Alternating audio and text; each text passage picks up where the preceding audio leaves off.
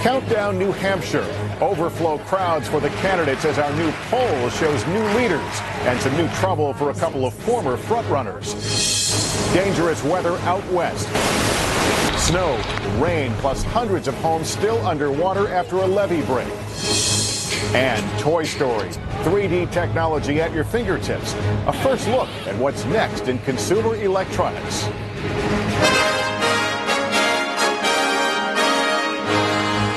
NBC News World Headquarters in New York.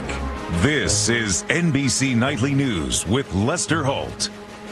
Good evening. Change is the mantra we've been hearing loud and often on the campaign trail. And tonight, 2 days before the New Hampshire presidential primaries, change is exactly what we are seeing. Changing frontrunners. Let's get right to the latest MSNBC McClatchy poll of likely New Hampshire voters. Among Republicans, John McCain has surged well out in front of previous frontrunner Mitt Romney, with Iowa caucus winner Mike Huckabee now in third. On the Democratic side, Barack Obama has edged in front of Hillary Clinton, though at 33-31, it is a statistical dead heat. But tonight, the jockeying for position is far from over. We have a team of correspondents in New Hampshire covering it all. Let's begin with NBC's Lee Cowan, who is covering the Democrats for us. Lee, good evening. Good evening, Lester. If there was one theme of today, it's that Barack Obama is the front runner here, and also because of that, he's a target. We saw it during the debate last night, we saw it on the campaign trail today, and it all came with one unlikely alliance, too. With just 48 hours to go, it was a race to see which candidate could get the biggest, most enthusiastic crowd. And if voters here were weary of politics, they certainly didn't show it. Turnout was enormous, historic, some say, with packed theaters and gymnasiums all over New Hampshire.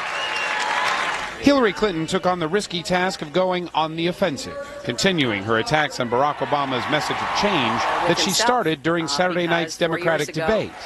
If you gave a speech, and a very good speech, against the war in Iraq in 2002, and then by 2004, you're saying you're not sure how you would have voted, and by 2005, 6, and 7, you vote for $300 billion for the war you said you were against. That's not change. The strategy drew some pretty nasty headlines, like this one in the Boston Herald, calling her "So Yesterday," a reference to her angry claim that she's the agent of change. I want to make change, but I've already made change. I will continue to make change.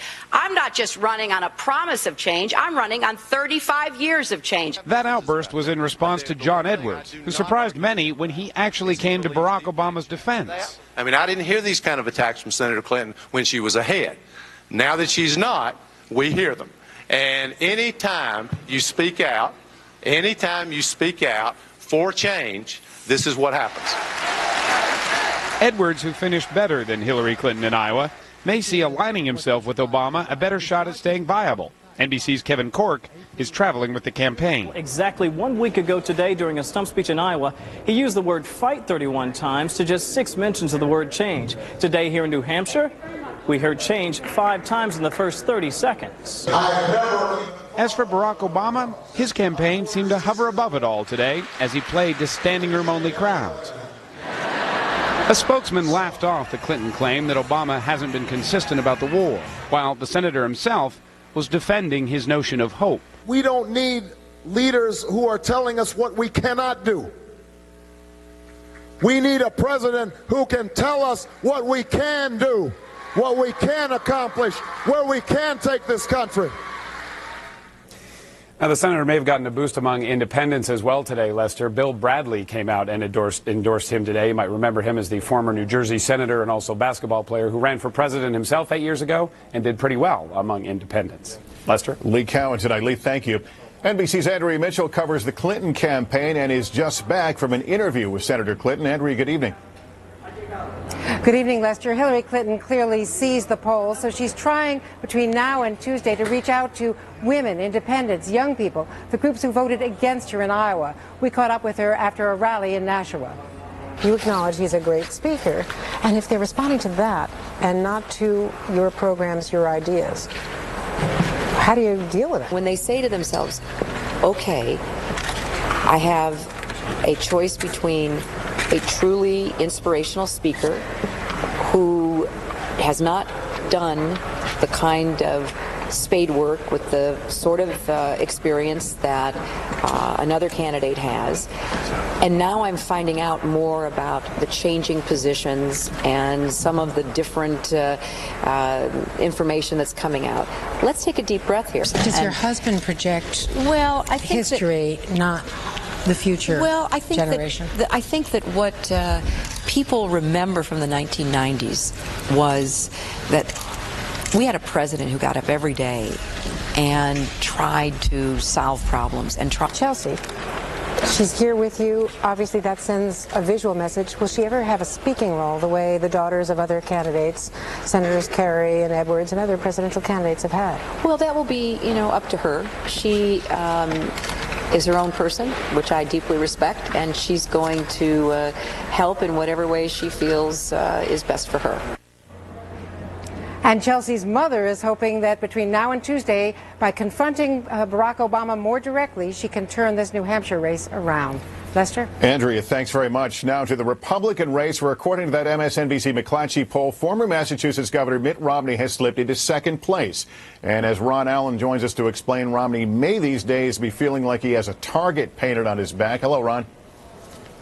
Indeed, Lester. Mike Huckabee's advisors set the tone here when he said he wants to take Mitt Romney out. John McCain, surging in the polls, now hopes to win here in a race that's gotten very personal. I don't have to get elected with the support of lobbyists in my campaign. Today, Mitt Romney kept up his not-so-subtle jabs at his main rival here, John McCain, and his 21 years in the U.S. Senate. Americans are not looking for Washington insiders. They're looking for change, and change is what we're going to give them. That's become Romney's mantra, that his career rebuilding struggling businesses makes him best suited to solve the gridlock in D.C. But when that word change came up at last night's debate, McCain pounced.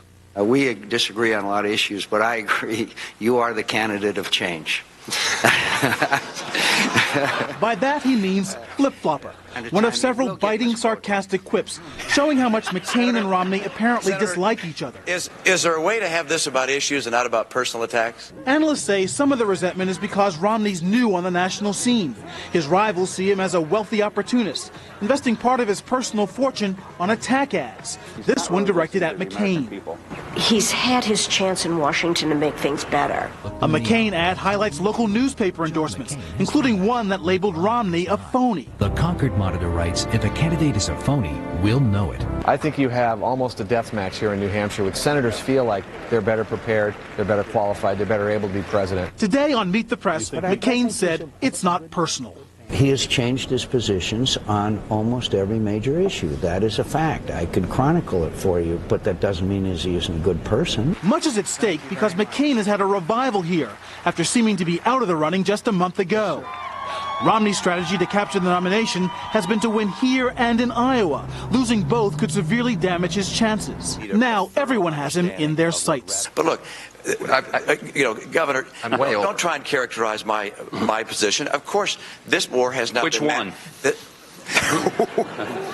Well, I think Romney is a guy for a lot of vote in New Hampshire, and so we've seen most of them see him as a threat.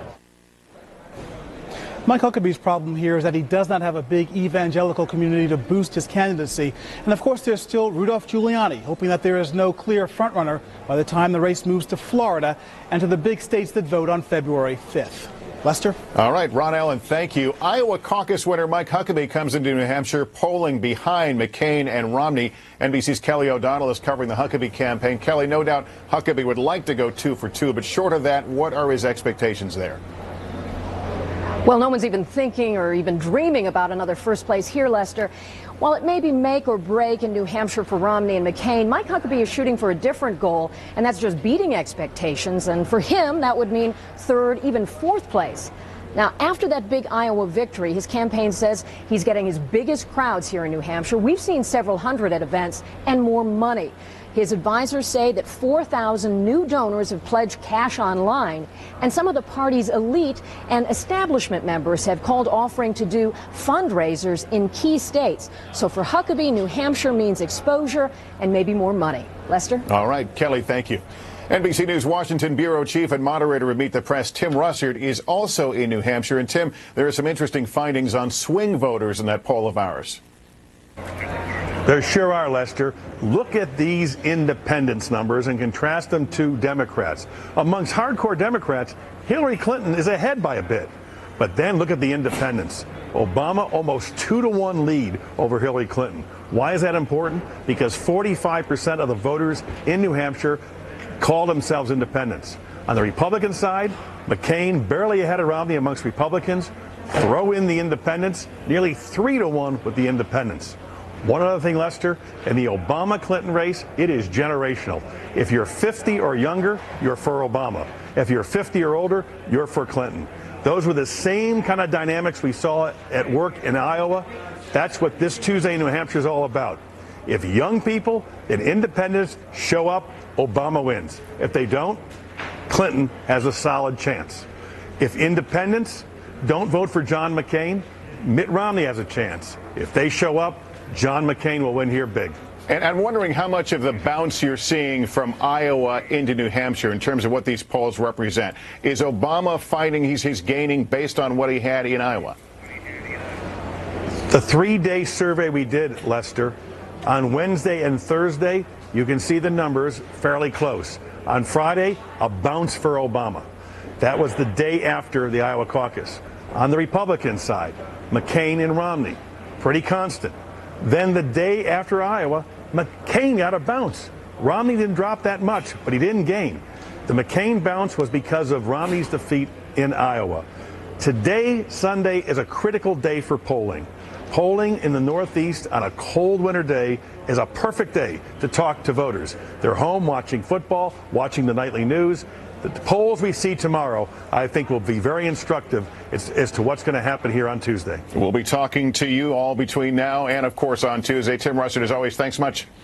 Over the years, we've followed New Hampshire politics by getting into the minds of voters before the primaries. And while the candidates, for the most part, change every 4 years, a lot of the voters, and in some cases the issues, are the same. And so tonight, Tom Brokaw revisits one New Hampshire Republican he's been following for years to see how his perspective has evolved over time. What about workforce? We first met Mike Quinlan 8 years ago, just before the 2000 primary. The owner of a software company, Quinlan was benefiting from the high-tech boom in the state. It's really transforming the state at warp speed in a way, isn't it? Yes, it is. The state was ready for it. Quinlan voted for George W. Bush in the primary, supporting the Texas governor's philosophy that government stay out of the way of business. Then, the bubble burst. That was followed by 9/11. Quinlan agreed with President Bush's national security policy and voted for him once again in 2004.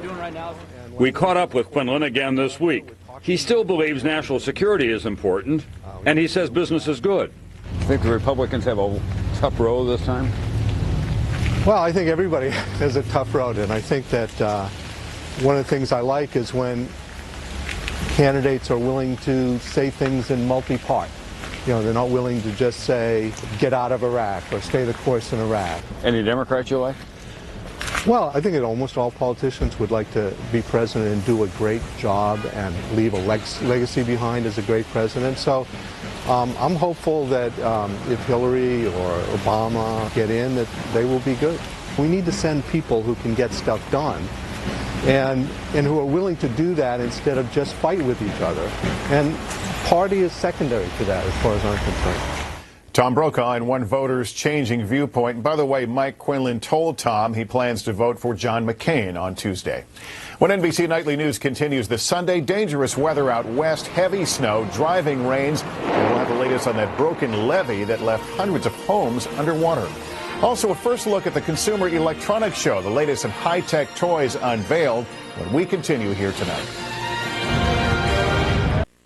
Tonight, there is a state of emergency in sections of the rain-drenched and snowbound West after a storm system that raged for 3 days. Federal officials are sending emergency supplies to the hardest-hit areas where residents are struggling to dig out and dry off. NBC's Gina Kim now with the latest.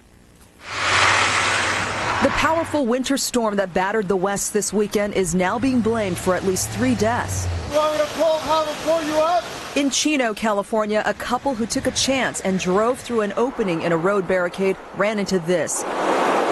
An overflowing flood control channel that turned into a roaring rapid, sweeping away the couple's truck. The man managed to cling onto a tree branch till rescue workers got to him. His girlfriend didn't make it. Falling trees and branches are being blamed for knocking down 500 miles of power lines in Northern California. More than 200,000 homes and businesses are still without power. In Southern California, mudslide dangers have emergency crews keeping a nervous eye on the areas torched in the fires. Meanwhile, hope is fading in the search for 6 snowmobilers lost in southern Colorado. The group, ranging in age from 13 to 36, were last seen Friday. Today, severe weather prevented rescue efforts as another 2 feet of snow was forecast to fall in the area. The wind was coming sideways. Visibility was 20, 30 feet at most. High winds, heavy snow. And weather's also hampering recovery efforts in Fernley, Nevada, where some 400 homes were deluged after a levee break yesterday. Officials say the water, up to 8 feet in some places, is now freezing in the cold temperatures, preventing it from flowing out naturally. 1,500 people are temporarily homeless. They're faced with a very serious and difficult challenge of making a life and continuing a life, being displaced from their home until they can get back and assess and see what damage they have, what losses have occurred.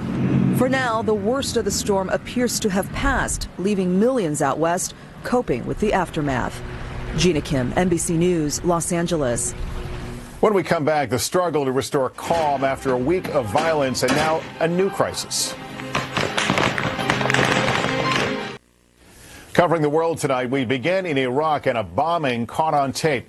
The attack came at an Army Day observance in Baghdad. Iraqi soldiers jumped on the bomber as the blast was recorded during this television interview. As people fled the scene, soldiers opened fire. At least 11 people were killed in the explosion, with a dozen injured. A new video from American al-Qaeda Adam Gadan urges militants to greet President Bush with bombs during his Middle East visit this week. In a dramatic gesture, Gadan tore up his passport to protest the imprisonment of al-Qaeda followers. In Kenya, appeals for calm in the wake of post-election violence. As we hear from NBC's Martin Fletcher in Nairobi, the concern now is getting help to thousands who were hurt or left homeless. All they have left is faith. Even their church was burned, homes destroyed, businesses looted, possessions stolen, hundreds killed. And this in the safari capital of the world.